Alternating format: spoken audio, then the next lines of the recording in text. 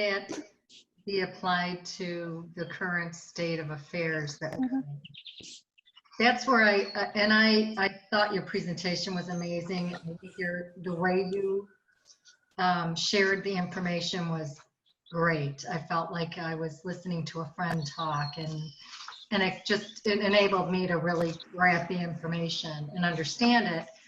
But I kept thinking about, in the middle of a coronavirus that really has a lot of unknowns, and I know I'm healthy, I'm going to be healthy, but there's the risk that I could hurt someone else, or there are many people who have passed. And so I'm trying to figure out, how do you reconcile this information and this way of going about living your life, which does make your life much better, with that kind of a reality that we have right now? And it's an esoteric question, but I'm struggling with it personally, because it's not a reality that I can change. Like, I can change my own reality, but I can't change.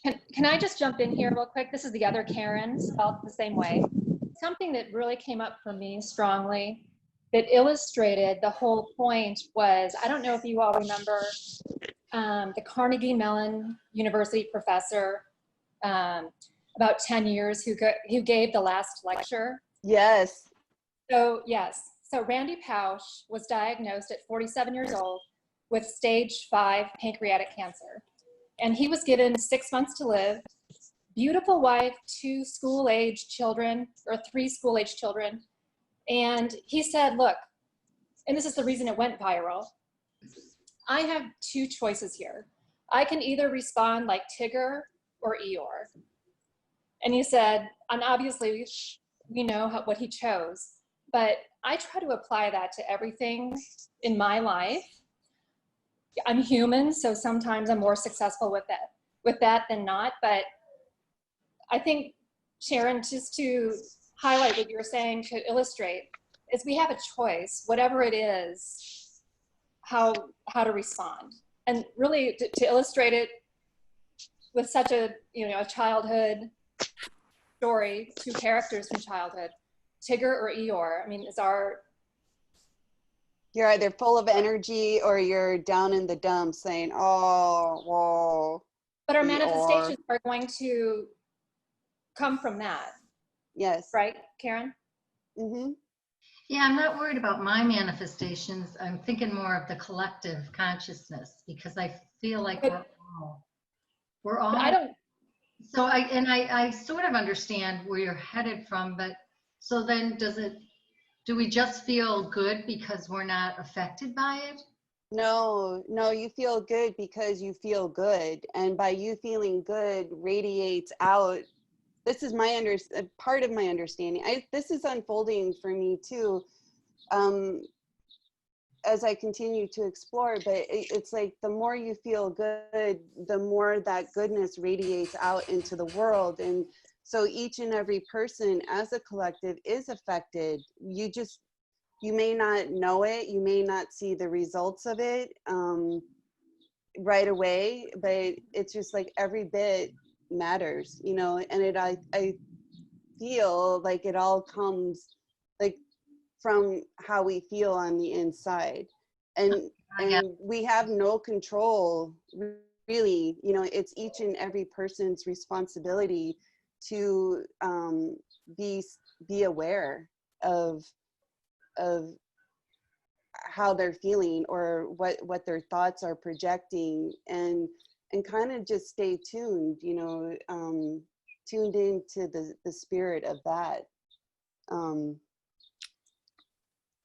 Well, I think I just got what you're saying. So if more of us feel good and we radiate that out, perhaps we can create a vibrational wave that then affects others that we're not even in contact with. And so then as a world, and because it's a world issue right now, not just our state or our little DuPage County, we could have some kind of is that what you're saying? Yes. Okay. Roughly. That's a lot more uplifting for sure.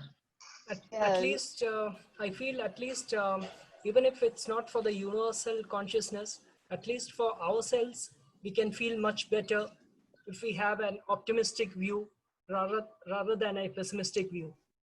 At least we keep ourselves more pleasant. We can have ourselves more pleasant in a more mindful state. See, certain things in this world is uncontrollable, just like what's happening right now. But what we are perceiving for the future is what makes the difference.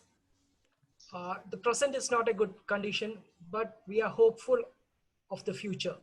So manifestation and all these things that we are thinking about right now is looking into the future. So feeling good about having a positive, optimistic view about the future at least will make our lives much better for the present. I think we can think about it in that way. Okay, so just wanted to give one more perspective. So we all talking about keeping our mind focused on the positive outcome or keeping ourselves more optimistic, or we having either the awareness or thought of either universal consciousness or our own consciousness. So let's talk about both of them. Some of us have already spoken about our own consciousness. So the way we all are connected with the universe, we are connected through the energies and vibrations that we all have, right? We saw that if you go back to the discussion we had on law of attraction basics, or how law of attraction works basically. So we all have that energy. The connection to our connection from with each one of us to universe is that vibration and energy. Having that understanding, I can say that, and though it's one of the extreme example, we all can influence universal consciousness by our own consciousness. We all can. The degree to which we can make change depends on the degree to the closeness we have with the universal connection we have. The more closer we are, like Karen was, one of the sentence in her presentation was, meditation is a practice of bringing awareness to your awareness, basically, right? So the more you aware of that connection with the universe or the God or the creator that you call, when you see that, the more you can tap into that source and the more you can contribute. The problem for us is, since we are more externally focused, we don't utilize that connection as such. And at times what we do, we pray or we worship or we have our manifestation, we act as if we use some techniques. But if we are actually connected, we see that source, we don't have to do any of the techniques. Everything will follow. So similarly, people who are who are highly, we call enlightened, they are more closer to that connection that we all have. Is just that they are more aware of that connection and they are able to contribute to universal consciousness more. In fact, even now we can all contribute. The only thing is we may not be able to contribute as much. The second part of it, which is where most of us kind of try to derail from the whole perspective, is that we try to control the outcome. I can try to be good to people, I can give my good vibrations out, I can try to raise universal consciousness, but everything has a design, everything happens for a reason. Even though we all try to avoid any painful bad experiences, no one can avoid that. Those have to happen for a specific reason. I'm not saying that our manifestation can't work or our consciousness cannot make difference. It can make difference. But at times it is better that we do not align with the outcome and just be aligned with the actions. And let the outcome be on the God or creator or universe. Let them decide what is right, because everything is happening for a reason. And any good intention that you have to raise universal consciousness is something that is going to go and help people for sure. So just wanted to add that perspective. I know everyone's spoken about our own mind, raising our own vibration, keeping our mind positive. But at the same time, if someone is really worried, like I also worry about what is happening, and I also try to do my bit of sharing my positive vibration.